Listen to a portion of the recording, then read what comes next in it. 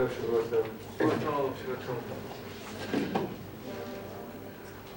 shalom everyone.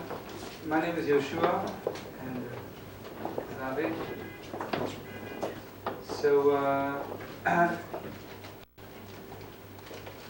we think there should be something new, but it's really very old.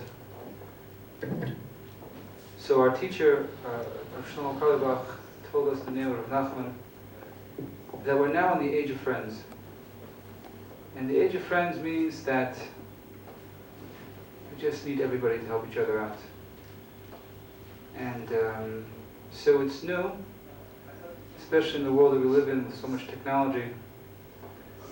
You know, they did a survey that they thought with the internet, people would have friends from all over the world. The more time you spend on the internet, the more unhappy you are.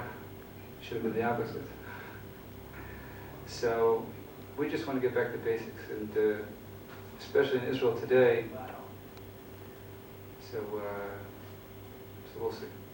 So we just want to begin, and the first thing that Rav Shlomo taught us is that we have to learn how to give blessings to each other.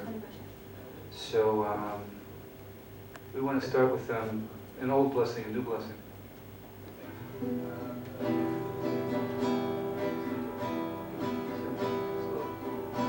Ay, ay, ay, semen, semen tov. Ay, ay, ay, ay, mazel, mazel tov. Ay, elanu lecho Yisrael, v'nam amen. Ay, ay, ay, ay, semen, semen tov. Ay, ay, mazel, mazel tov. Ay, lecho Yisrael, v'nam amen. Ay, ay, ay, ay, semen, semen tov. Ay, ay, mazel, mazel tov.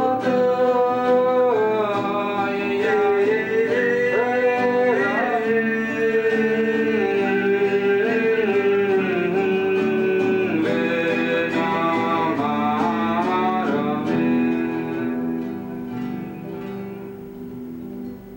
v'nam amen. So well, first we want to set some ground rules. What we're doing here. But we are making them up as we go along.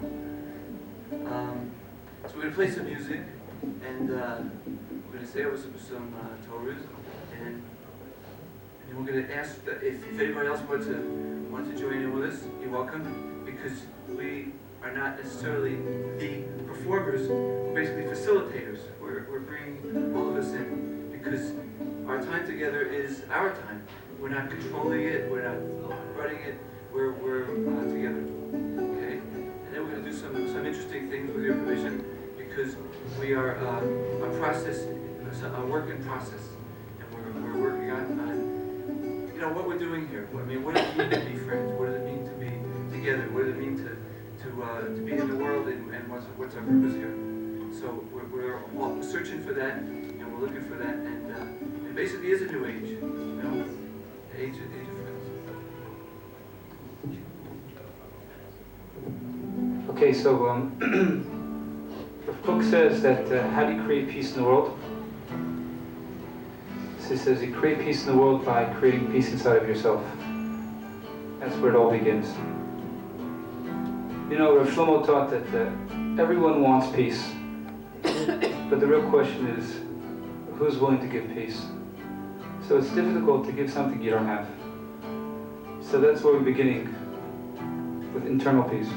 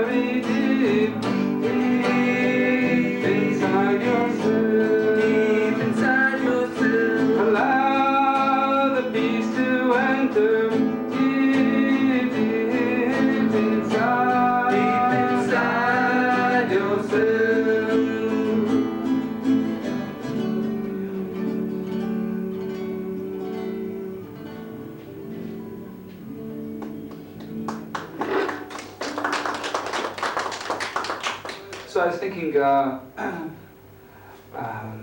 Avi and myself are married to each other, but we have a whole load of kids, and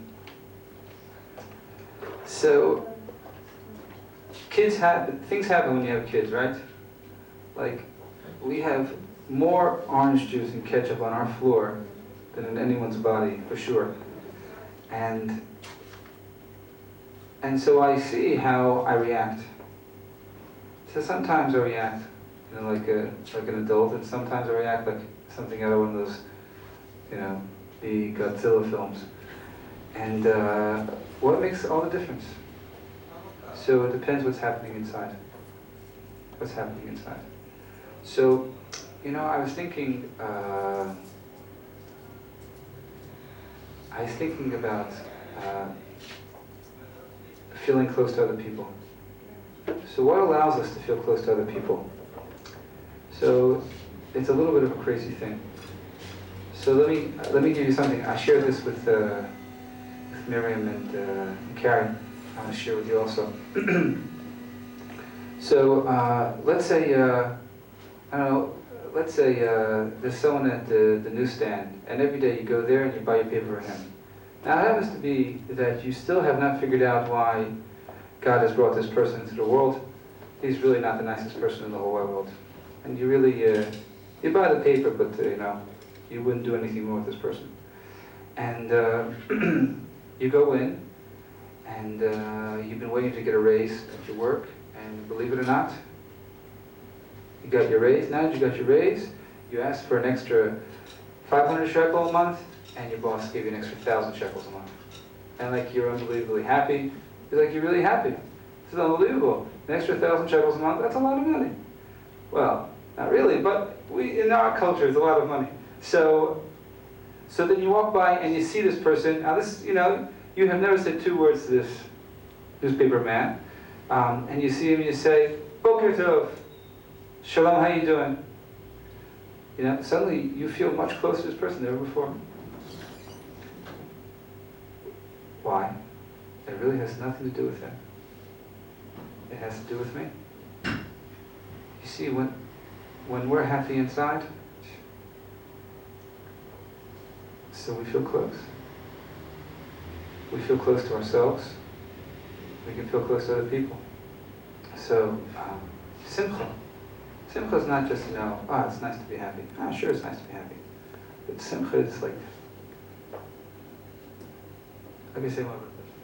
So I want to, first of all, simcha, Shlomo would define simcha. He says, we're coming into a dar, right? We'll say something later on the dar. So simcha is when you go into the store and you want to buy a suit.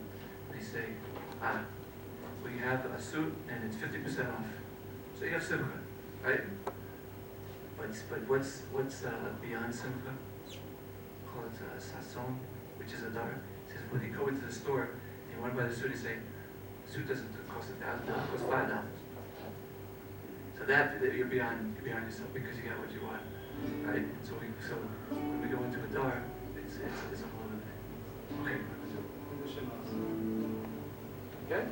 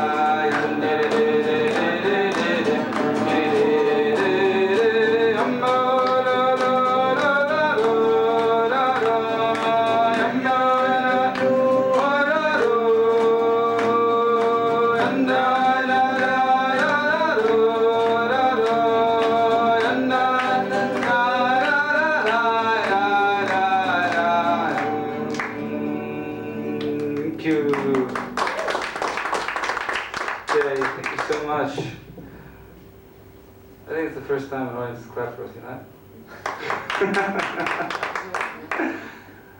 Okay, you're such a great audience, I want to tell you a story. But before I want to tell you a story, I was just thinking that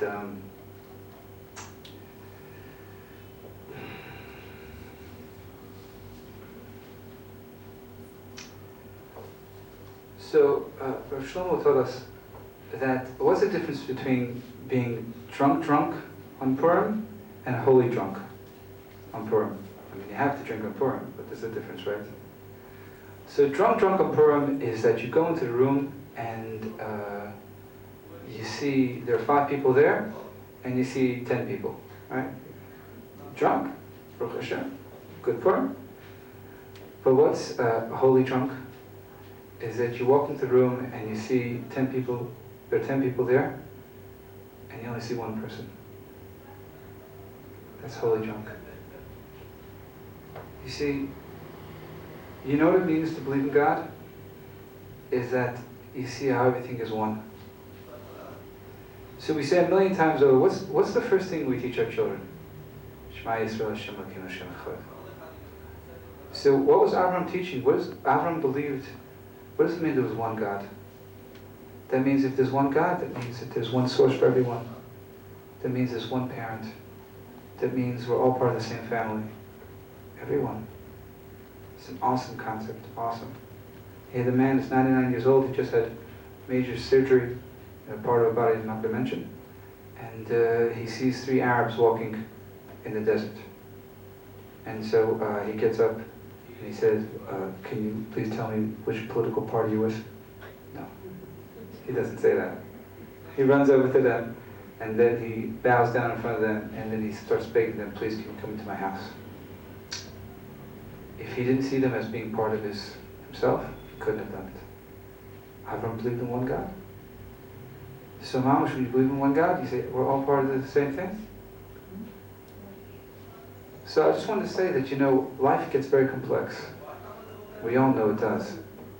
But the last thing we say before we leave this world is, Shema Yisrael Hashem Elokeinu Hashem Echad. So it's the first thing, it's the last thing. It's simple, we're all part of the same thing. Then in the middle it gets complex.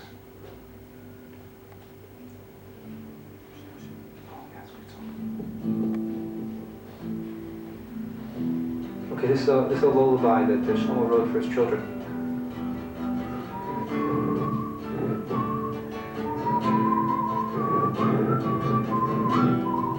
It's all about the 4 angels that surround us.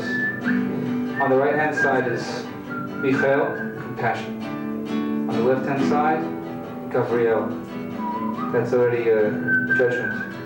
In front of us is Uriel, because we always need our futures to be woken up for us. And most importantly, behind us is Raphael, because we all need a little healing in our past. But above us is Shechinato.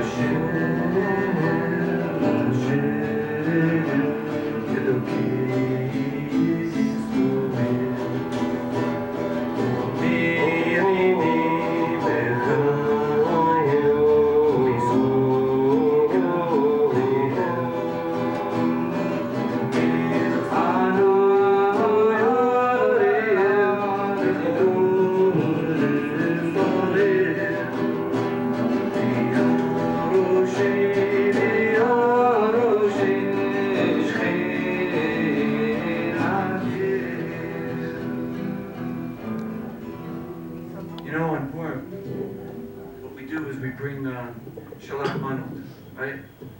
And we bring it by way of a shaliach. So why not? What's going on here? And you know what we bring? What do we bring? You think we bring a full course goose dinner, you know, with all the trimmings? No, we've got to bring a piece of cake, you know, a little piece of kugel and some grape juice, right? What do we bring? Little bits, little things. So Shlomo says that if he went to the Queen of England and gave a piece of cake, you know, and a little juice, she would throw it at him, right? What kind of thing is this? What kind of kavod is this? So how do we get away with giving each other such a little big gift, right? He says that the giving of such a